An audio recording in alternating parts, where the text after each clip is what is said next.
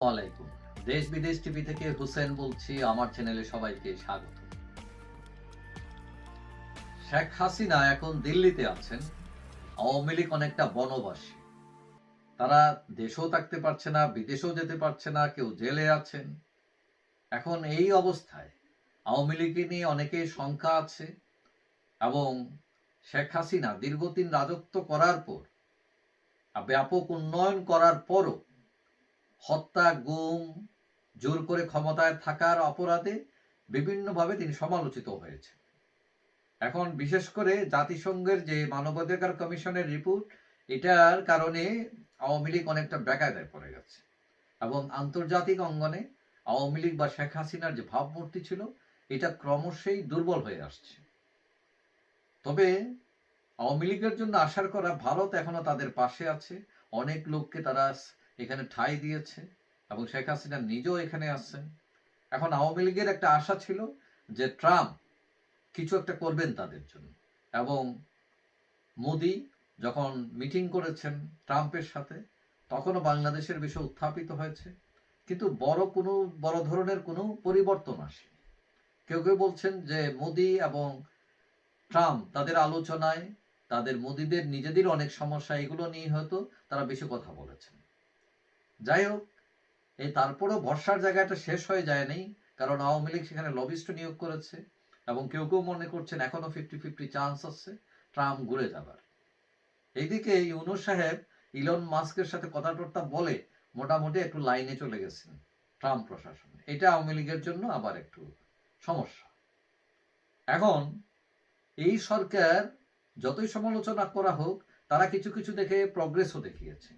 বিশেষ করে দ্রব্যমূল্য, যা আমরা দেখি প্রতিবার রমজান আসলে দ্রব্যমূল্য অসহনীয় হারে বেড়ে যায়, কিন্তু সামহাও যে কোনো কারণেই হোক দ্রব্যমূল্য এবার সহনীয় ছিল।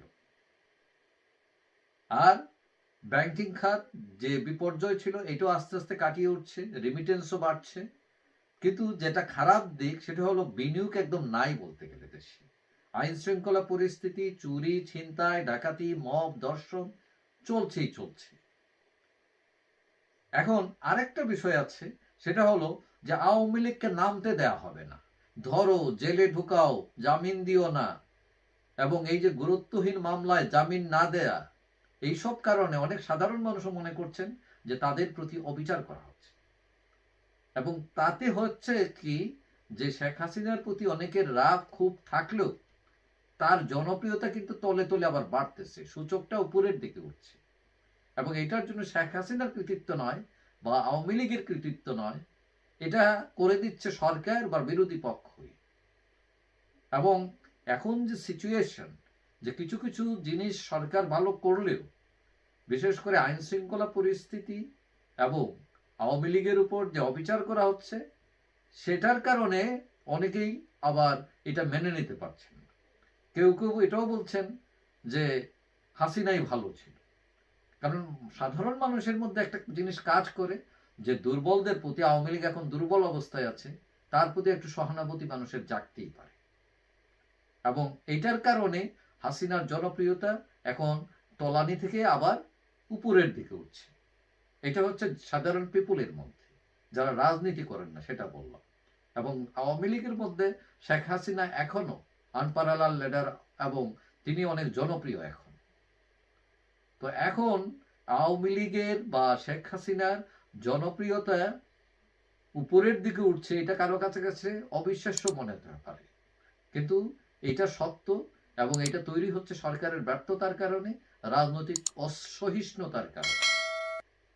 এবং কেউ কেউ মনে করছেন এইভাবে বেশি দিন চললে আওয়ামী লীগ আবার ঘুরে দাঁড়াবে, এটা বেশি দিন লাগবে না। যাই হোক, সবাই ভালো থাকবেন। আশা করি দেখা হবে অন্য কোনো ভিডিওতে, ইনশাআল্লাহ। আল্লাহ।